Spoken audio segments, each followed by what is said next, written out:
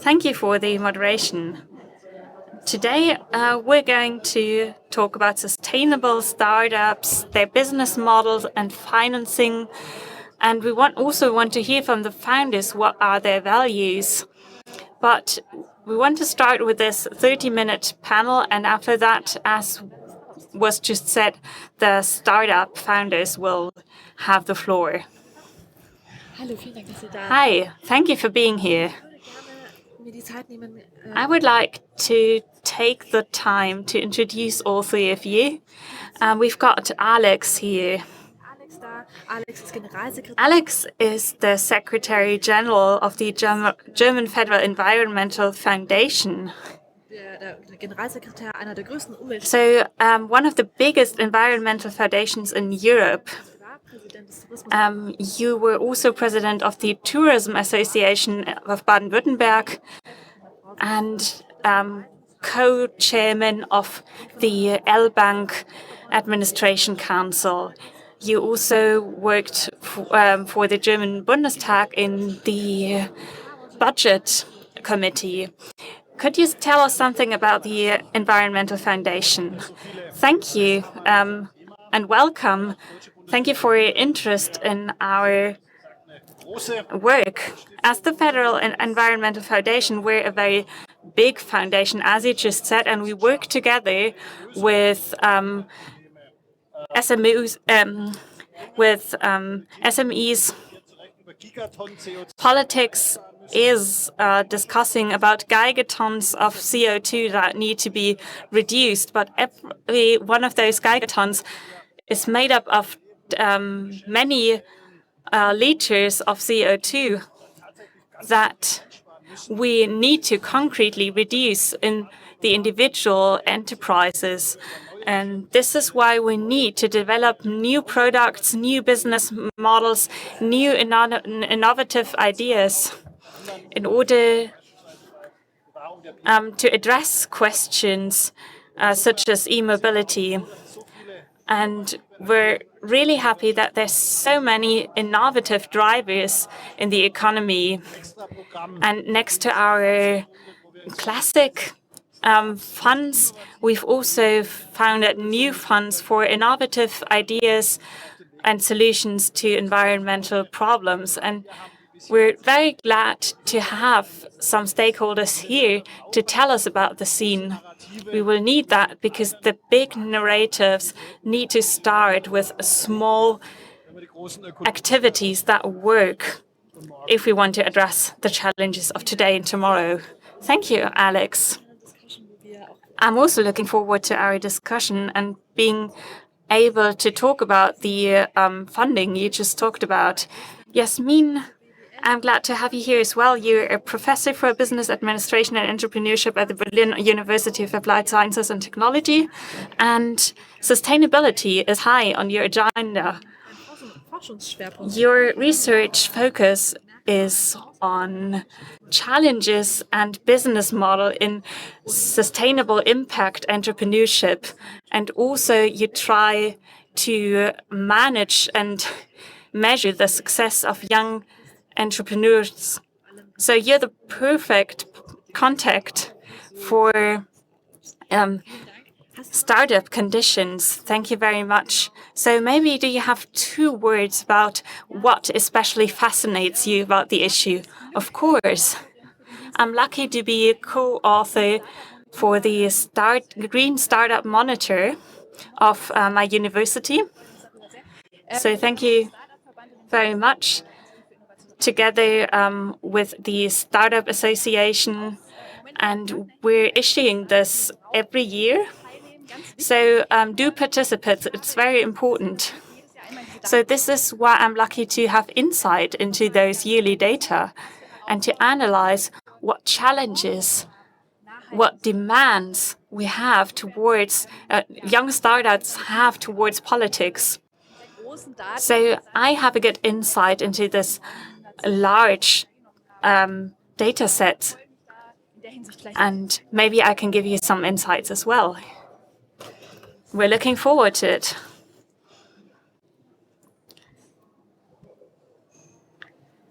So there's a short interruption from the technician.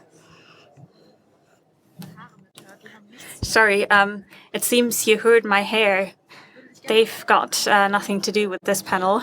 So Fritjof, I would like to introduce you. You've got experience in startups. You're really from the practice. And as an explorer, which is what the term you coined for yourself, and at Planet A, you have an intense focus on promoting startups. What I found interesting is that you said that you made a life-changing journey before you became active in your project. Can you tell us about that and what changed for you? Of course. I'm an experienced founder. For example, I was active in Jimdo, and that was a great opportunity. I was able to travel the world in 120 days with Deutsche Welle, and we filmed a documentary. And it made me realize that if you want to find solutions, you have to look at the problem first. I'm the prototype of a privileged German. And as such, my view in the world was changed fundamentally because all the problems I saw, like child workers and plastic pollution in India that affects children very badly. And after this time, for me, it became clear that I couldn't just found a random software startup. It was clear to me that I wanted to tackle those problems, and that is why I founded Planet A. Our focus is being a risk capital donor for sustainable startups.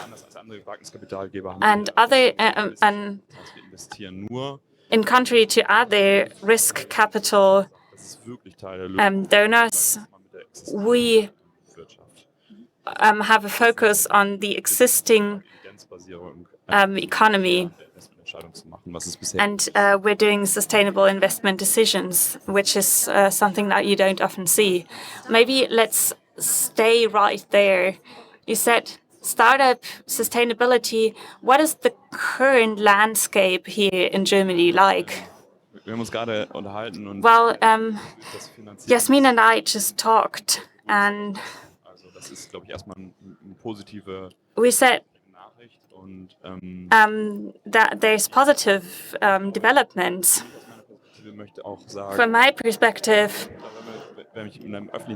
I think when I hear startup in public discourse, then the framing is often on consumer products and TV shows that deal with new products, and we need more focus on deep tech and technological perspectives. We need innovation in order to tackle the challenges that we've addressed.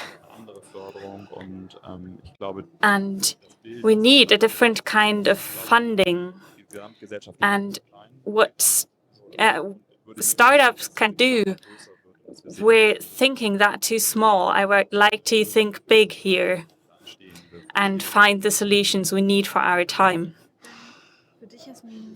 Jasmin, what makes a company sustainable, in your opinion, in a startup? Well, we just talked about prejudices, and there's often the prejudice that sustainability is has disadvantages, or it is a disadvantage in itself. But I think it has to do with intergenerational justice. So it's thinking about the generation who is living on this planet now. And this is also sustainable. You all know the Sustainable Development Goals. Everyone knows them today. But many of those goals are in there, but what is behind it is the thought. It's not just justice towards the next generation, but also for those who live on this planet now.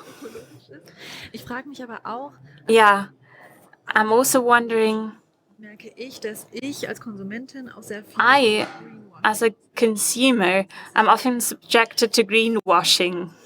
speziell Startups, sondern ich gehe in DM rein und So, for example, when I go to the drugstore, a lot is being sold as sustainable that really isn't. Greenwashing, vielleicht Alex, Can we define greenwashing maybe? Alex, can you say something about what is enough and what is just greenwashing? Now, we're a stakeholder. We've been doing innovation funding for many years in the environmental area. So with our as experts, we have very clear definitions of what really advances a business and what is nice to have. And this makes it easier for us to spot business models that really go a step ahead, instead of like what you have with the classical products. And I think if we want to achieve progress in sustainability, we need consumers who are informed, and we need a systemic approach and not just make the individual responsible for everything, even though consumers can do a lot for the environment. But the consumer is, that's just too much for the consumer at some point. And this is where the industry has to step in. So I think it's very good that institutions like ours and investors like you really have an eye on what is happening. Sustainability alone is not enough.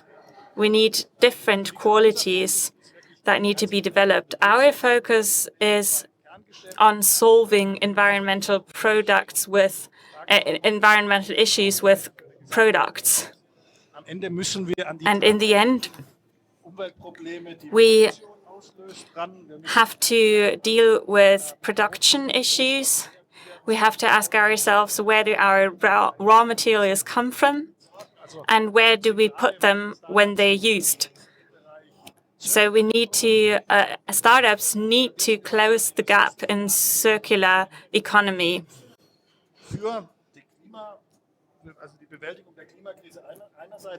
This helps tackle climate change, but also other issues like water, biodiversity, food crisis, because our food in the EU takes up about 50% of the world's resources, and we need new ideas on how to reintroduce used products back into the circle. And this needs to be a part of product development already.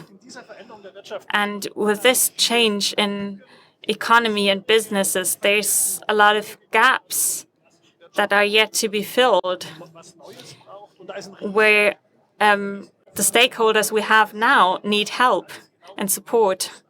And those are the gaps where startups can come in and scale up and close the gaps. And we will only be able to do that with completely fresh ideas. Sometimes this can come from established companies, but often enough it's the startups that really have to come in here, because the big corporations don't have the fresh ideas. And we need to enhance and push those startups and those ideas in order to tackle the challenges we have and to optimize our resource consumption. So the point is valid. It's difficult for the individual to really see what needs to be done. And this is why politics needs to step up. Totally. So yeah, we don't have a real fixed definition of sustainability a lot of the times. And so I would be interested in, Friedhof, do you search for startups that try to tackle these problems, this term circular economy? What are you looking for? Yeah, exactly. I can describe one or two examples from our portfolio. We have this one company that tried to create an alternative to plastics. And this alternative, when it comes into contact with water and microorganisms, it dissolves. And when we look at life cycle analyses, you know, we need to think about what do we compare it to. And so to substitute plastic with this,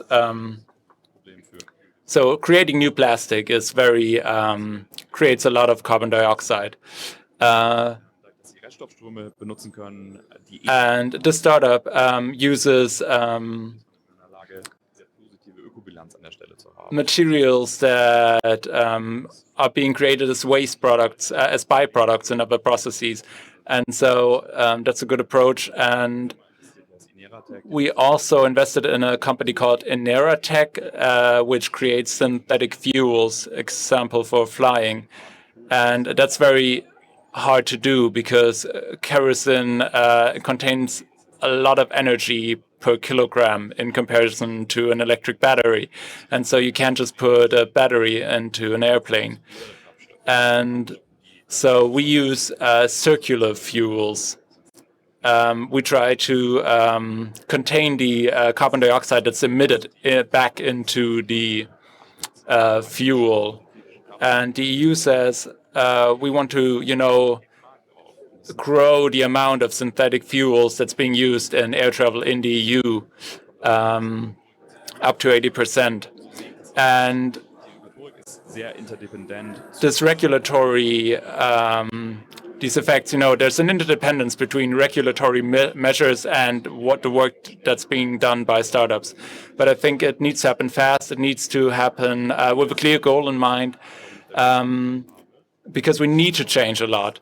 But if there's a disadvantage in it for me, you know, that why should I change? And so we need regulatory measures as sort of as an avant-garde that go ahead, that pave the way, and then startups will follow along. And we see that from time to time that these regulatory measures are forward-thinking.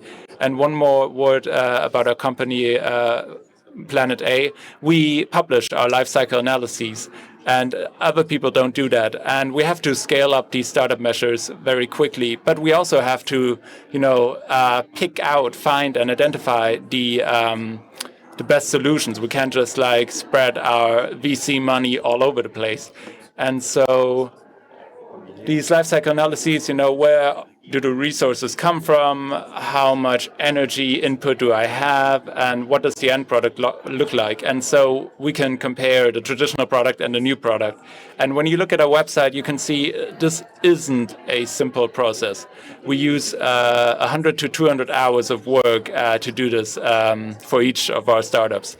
But then we have a clear picture of what do these startups really do.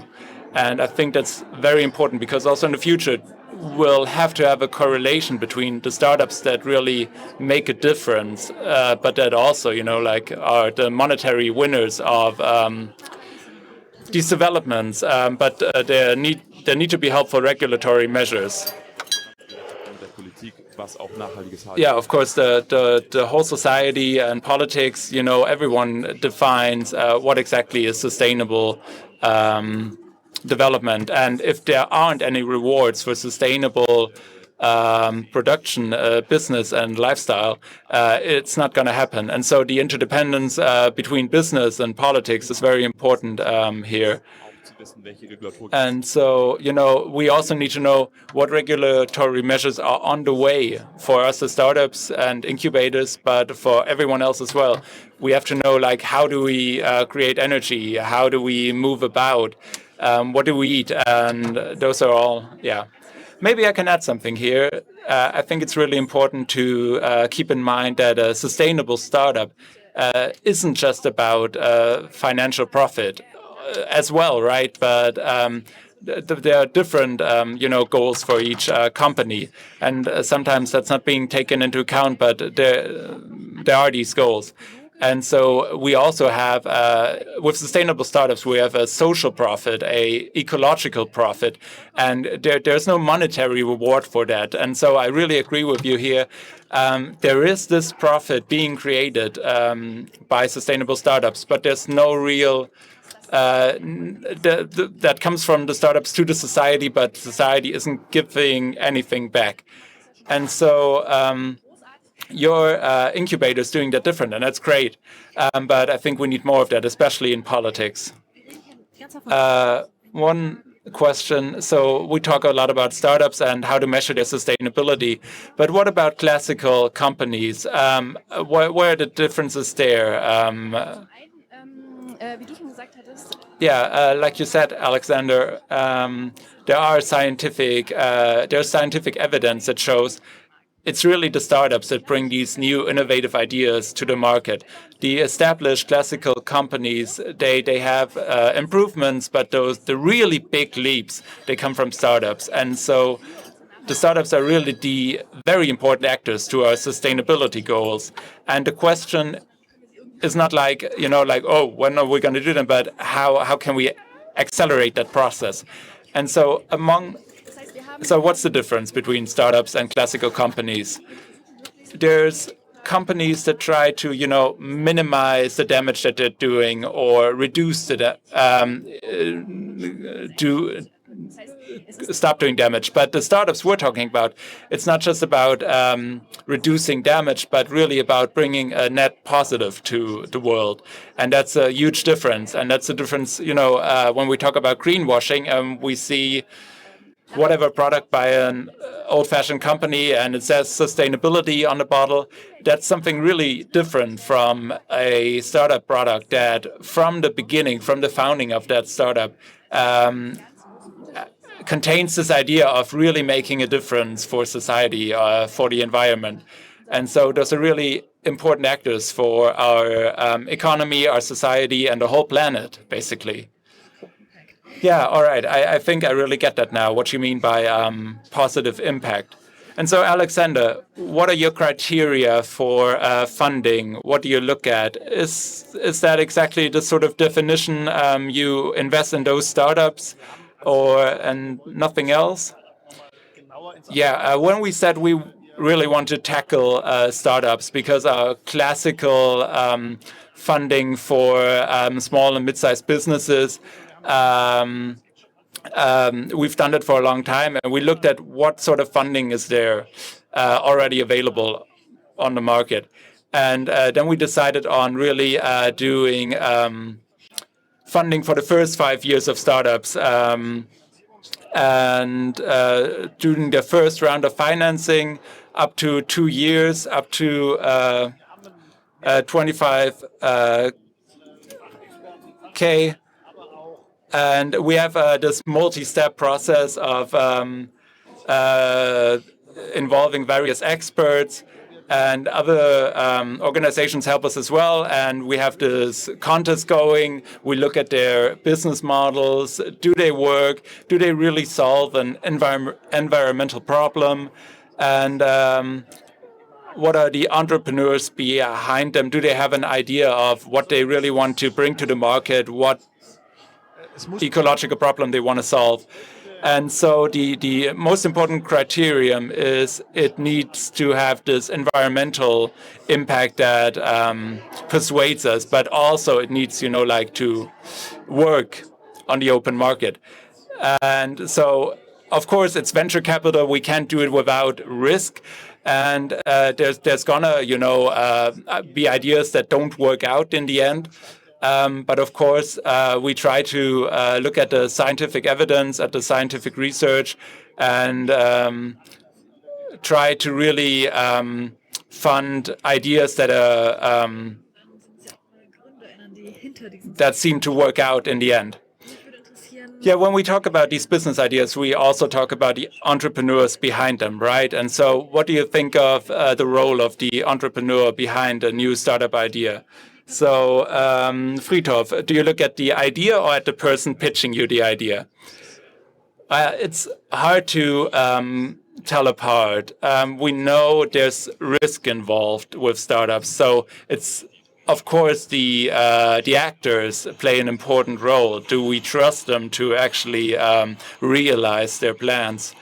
And of course, I was a founder once myself, and it was very difficult from time to time. And with all the founders I talked to, they all had these near-death moments.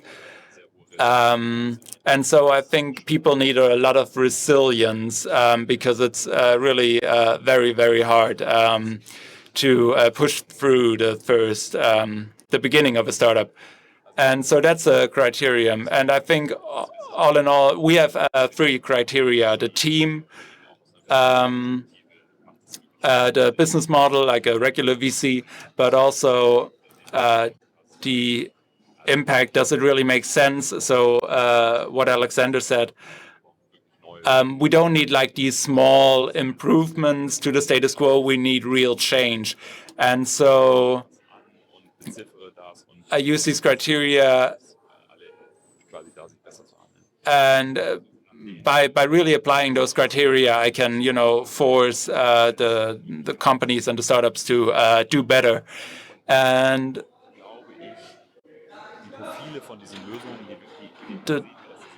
the solutions that we fund, I think there's a change going on. We talked about people coming from universities of applied sciences.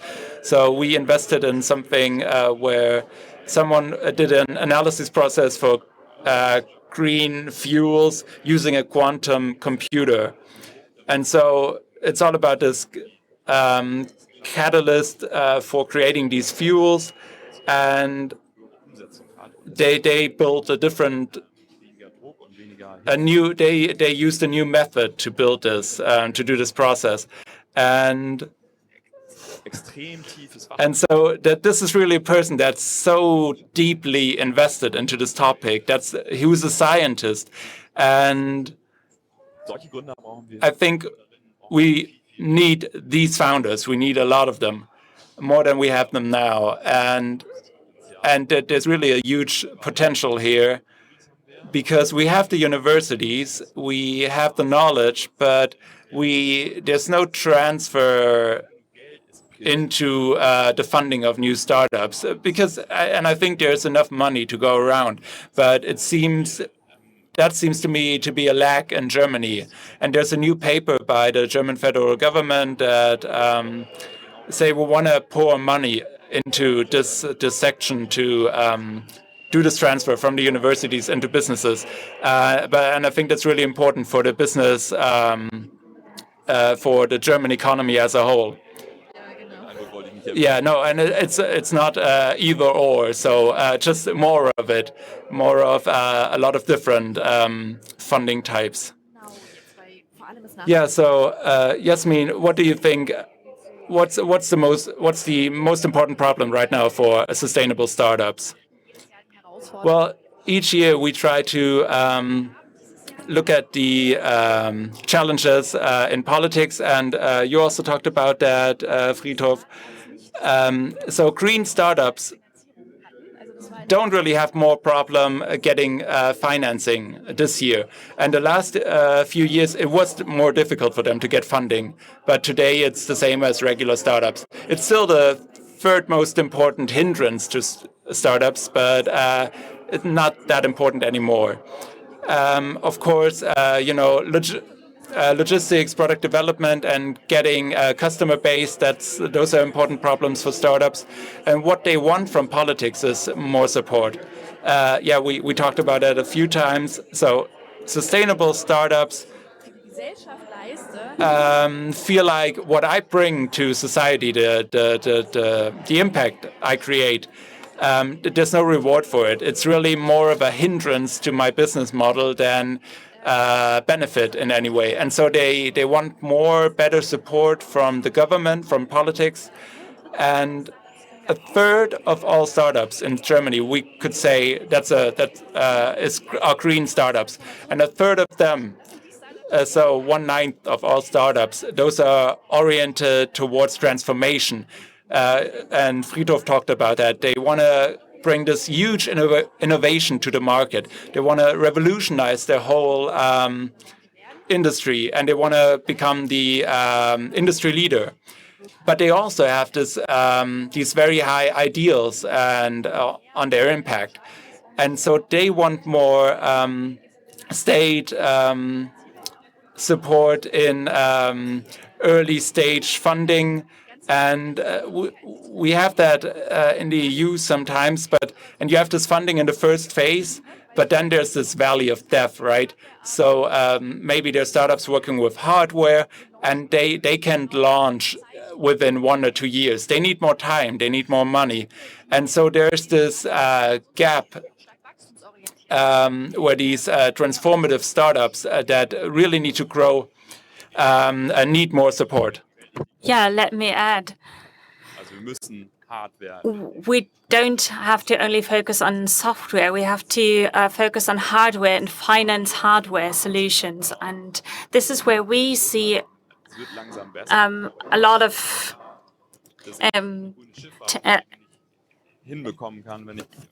we see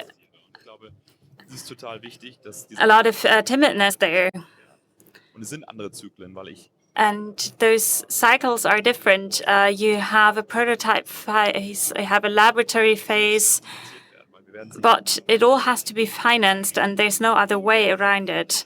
So thank you very much for your commitment to this issue and for you taking the time to talk to us and define some of the problems.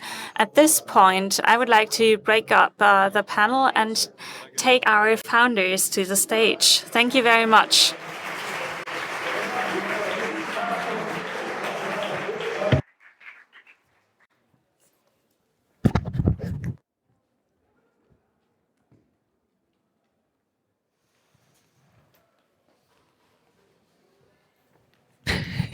Ihr dürft euch gerne aussuchen, wo ihr sitzt. So you can just choose your own seat. Hey ihr zwei, also Hi, nice to have you two here. So we've got Emmy vielleicht wollen wir das gleich mal so machen. Bitte. from one of the startups. Do you want to give us an elevator pitch right away? Of course I do. Not about surplus, but about reshirt. Klären wir es jetzt als gleich, sonst muss ich nämlich auf Fragen antworten, die ich vielleicht gar nicht so beantworten If I was from surplus, I wouldn't be able to answer a lot of questions. So hier in der ersten Reihe. my co-founder Anna is sitting here in the first row, and we've been doing reshirt for 1 year, and we were also funded by the Federal Environmental Foundation, so thank you very much. We produce team T-shirts, so we're basically a hardware producer. We commit to ecological sustainability and societal sustainability, where we try to move people's behavior in a good direction and support a good circular economy. To understand our offer, you have to know that there's different kinds of T-shirts. We have team T-shirts that we rent. So, for example, if you have a temporary event, we print temporary T-shirts with a special ink that Anna developed some time ago, and now we've developed it so far that you can just switch it out.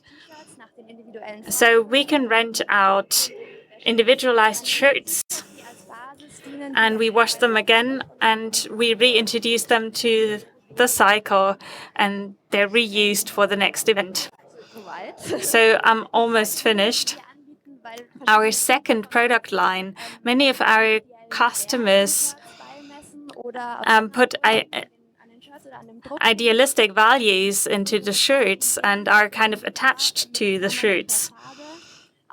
So we print vintage shirts, so old T-shirts that we source from second-hand shops and so on. So we can still offer T-shirts that people can keep. Thank you very much, Emmy. So, Christian, can you give just as good of an elevator pitch? I don't know if I can do it just as well, but nice to be here. Thank you for the Federal Environmental Foundation. We're also founded by them, and we wouldn't have made it through Corona without them, so thank you very much. I'm one of the co-founders of Surplus, and it's 3 years ago we founded our company. What do we do? We're basically Amazon for recycled plastic.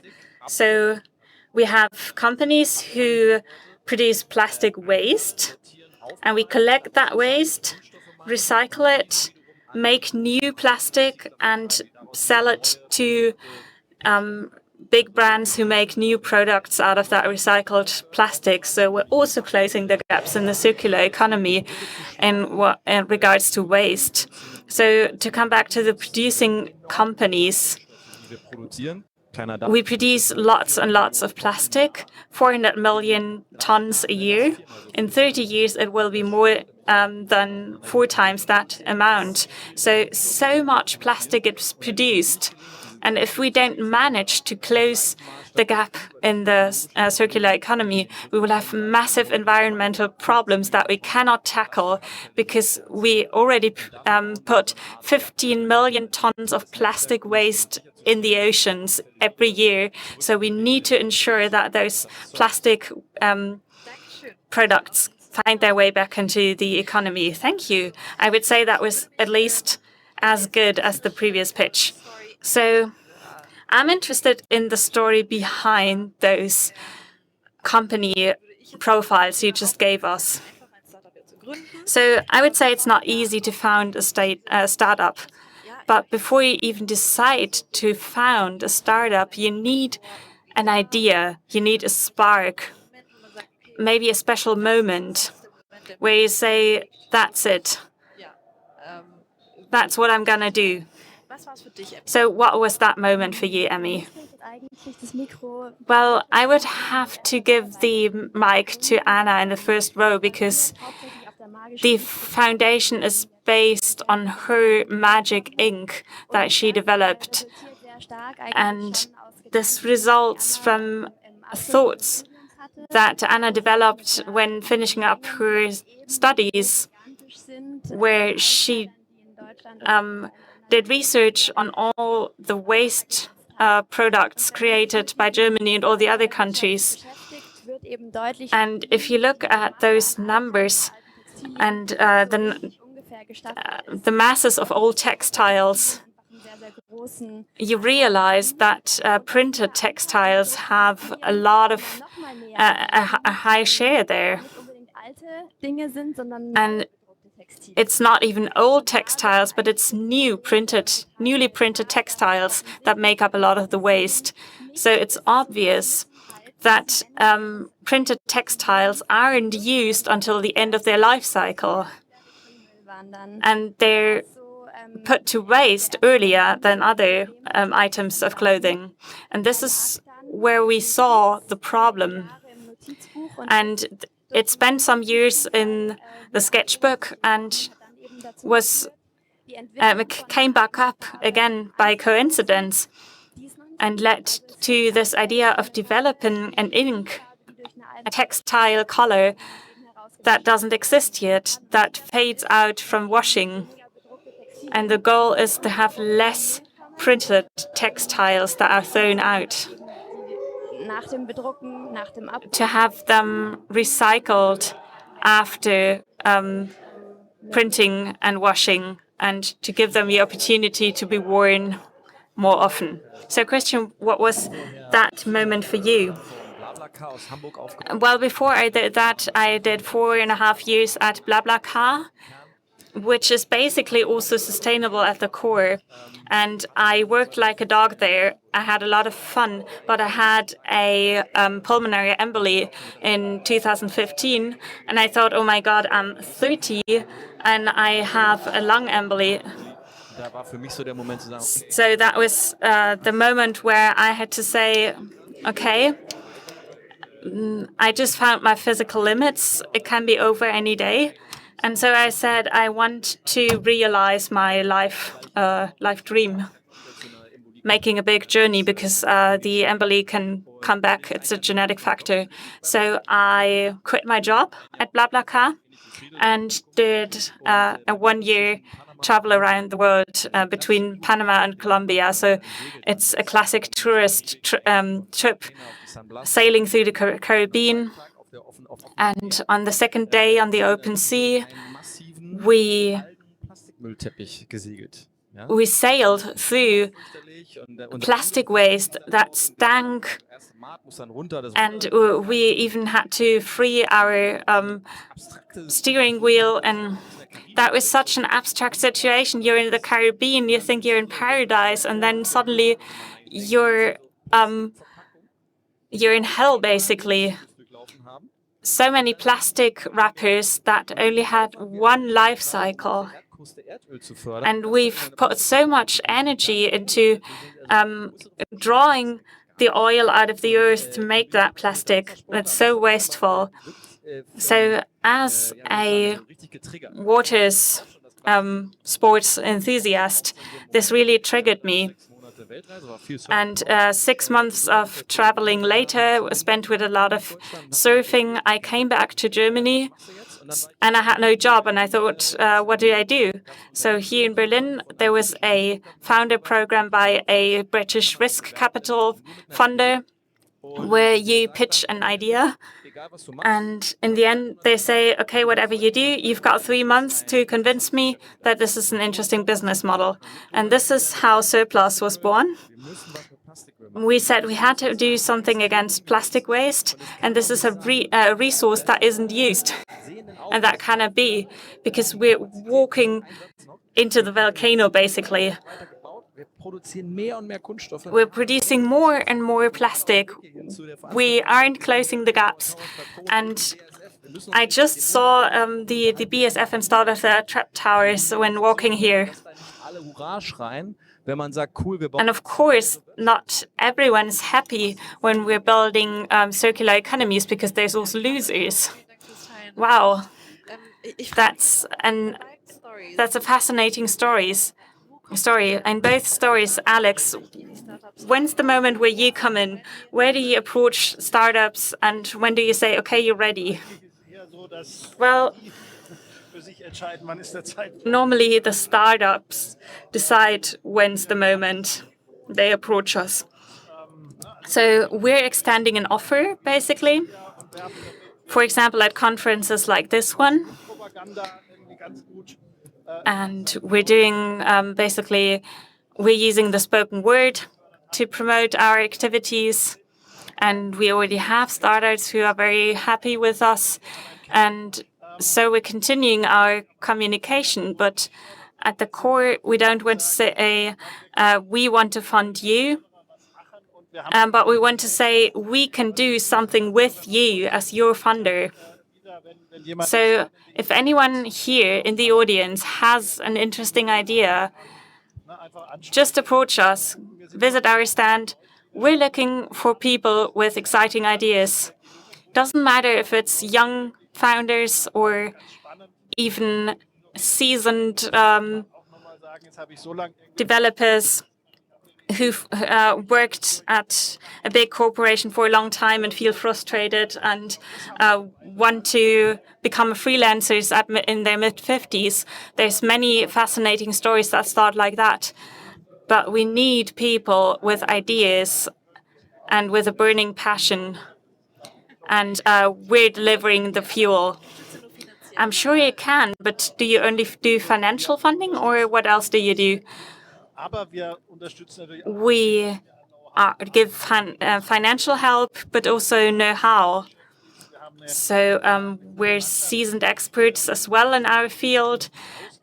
We have many experts on ecological issues, and we're also looking to consult startups.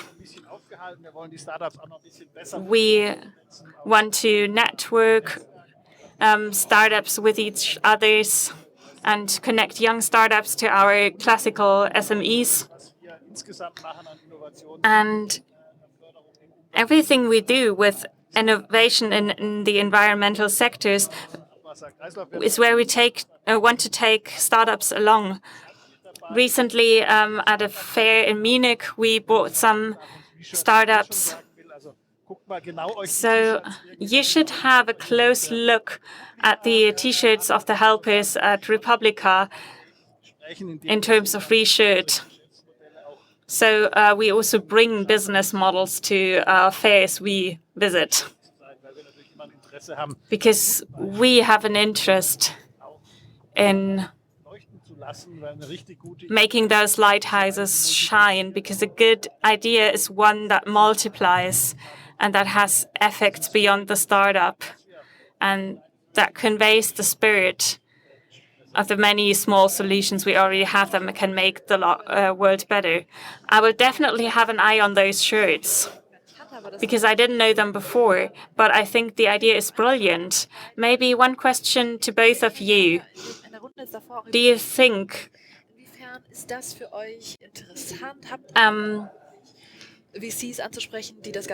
do you want to address VCs with a lot of money? What is your opinion?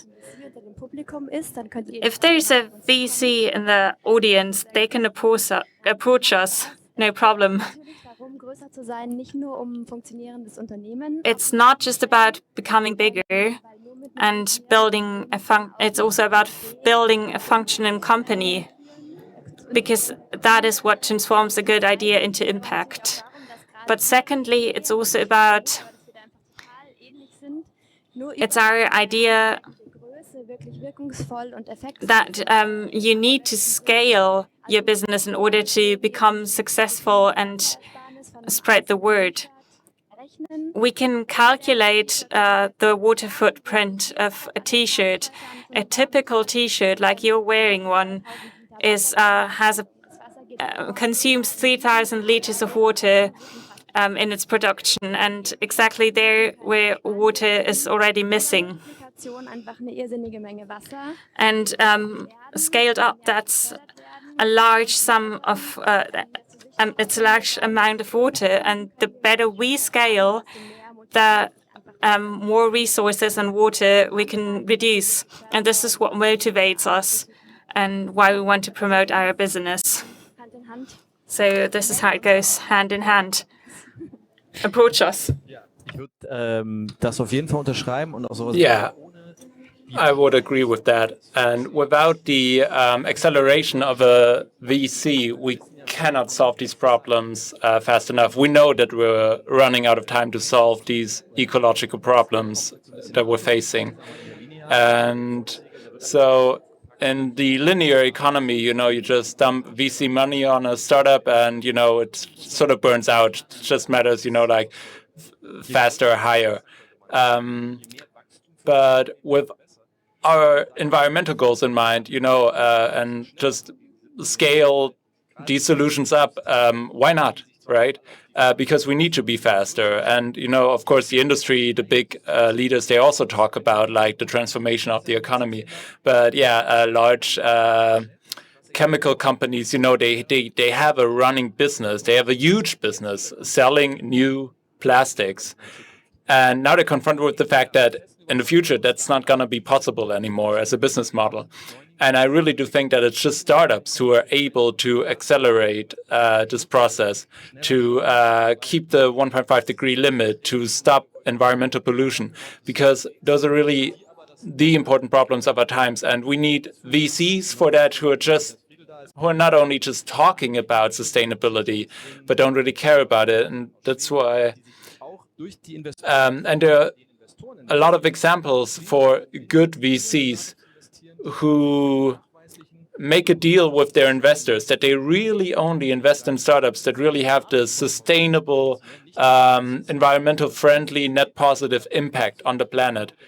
And so we need a lot more VCs like that who are willing to take the risk on startups who really, they're small, they're new, but they also have the problem of going into these economic processes where the linear economy is still, the functional model. And so we need VCs like Planet A, and that can help us accelerate coming to a circular economy. Yeah, I agree with you 100%. We see the same thing. We have a circular, real sustainable product, but due to the processes which we're in building up this company, we can't compete with companies doing linear economy. And so right now we really try to appeal to our customers' ideas, right? Their idealism. But of course, in the long run, we also need to be competitive when it comes to price. Yeah, so we need to be like zebras, right? Not just unicorns, but we have these two shades. Like we have a great business, but also great environmental impact. Yeah, so unicorns versus zebras. So you want to be zebras. Unicorns are out. Zebras are in. Could you give us a definition? What exactly is that? Yeah, so unicorns are startups that are valued at more than $1 billion on the market, and so that's a huge goal for startups.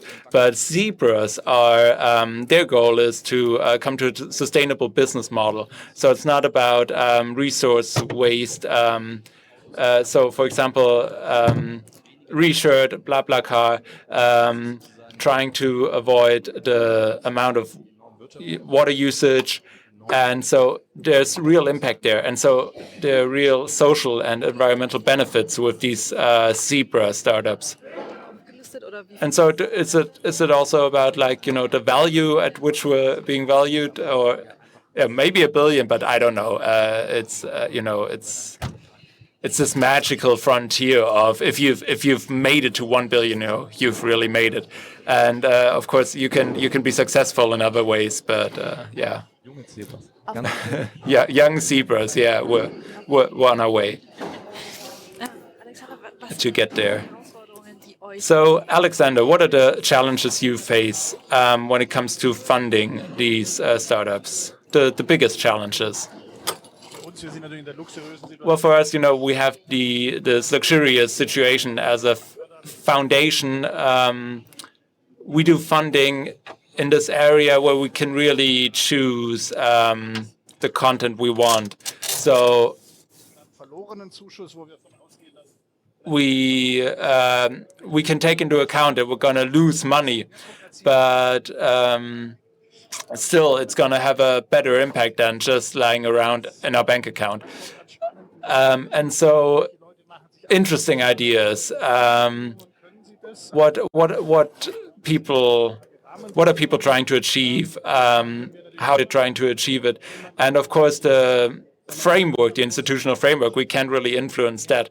But I think more and more there are green startups that we like and that we can help to reach a certain threshold to pass. And there's a lot of interesting people with interesting ideas.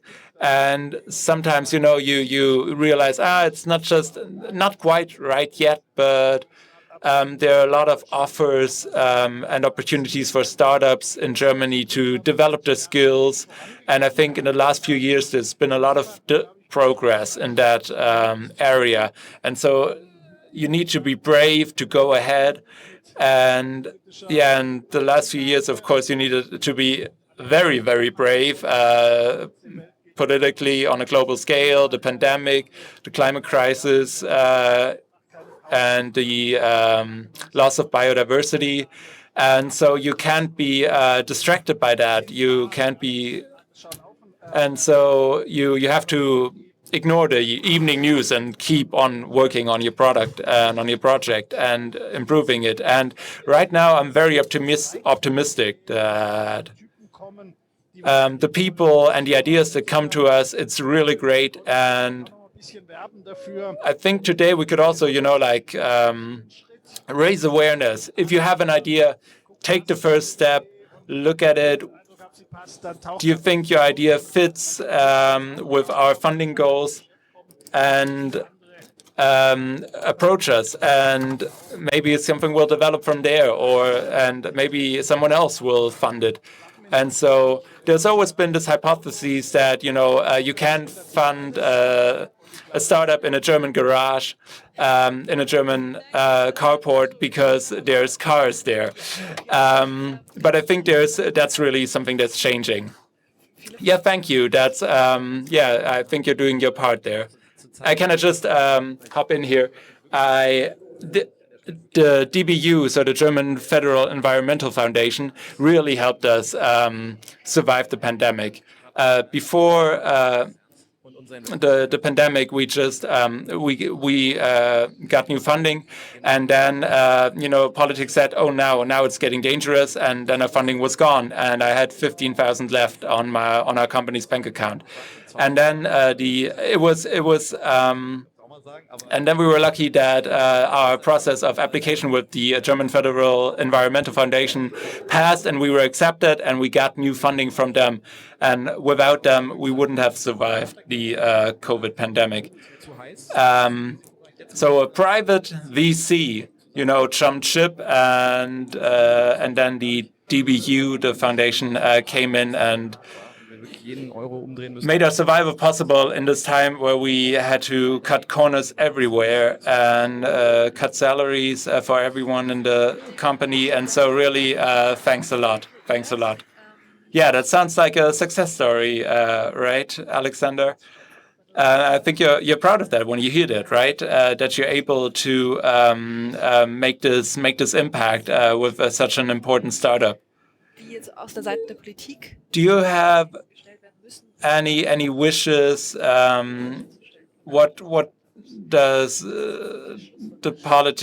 what does need to change in the political sphere to really change the situation for startups? Let's start with you, Christian. Yeah, so really make it easier to fund sustainable startups. And then also, number two, creating new plastics needs to be more costly. It's still way too cheap nowadays to produce these environmental pollutions, one life cycle products.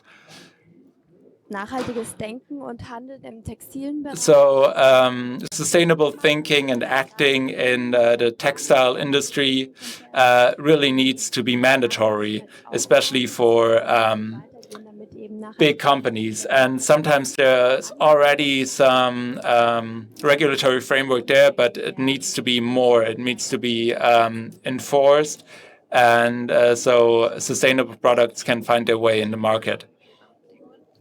Alexander, do you have anything left to say in the direction of politics? Well, every field of business, is different. And so plastics, I think, there's regulatory measures that need to make sure there's a fair market between freshly created plastics and reused plastics. And with the textile industry, there's also there also needs to be this political framework to really enable a breakthrough for these recycled products. And when we fund startups, there's sometimes funny things happening. So we talked to a company that created flyers about a product that they created together with us 20 years ago, and the flyer is still fresh as it was back then. So the content, it was back then, it didn't work on the market, but it reduced the amount of water needed in a given process, and there were regulatory hurdles that couldn't be overcome back then, but now it works. And so that really shows that we need regulatory measures that enable the newcomers to enter a market, because we can't really have a transformation, a green transformation of our economy, when the profiteers of yesterday still profit from the regulatory framework today. Of course, really, we need a fair and open market, but now we need measures to really create that and to bring green measures to the market. And I think that can really make a difference. Politics is able to release the brakes on that and accelerate that process. And so we're all have to do our job to force the government to do that. Because, yeah, it was mentioned already, because old business models, of course, have their own interests, and they don't align with our green goals, and they're political also. And so, yeah. Yeah, we've heard it. The bigger, the better when it comes to sustainable startups and sustainable zebras. Thank you very much to the two founders on stage. Thank you for being here.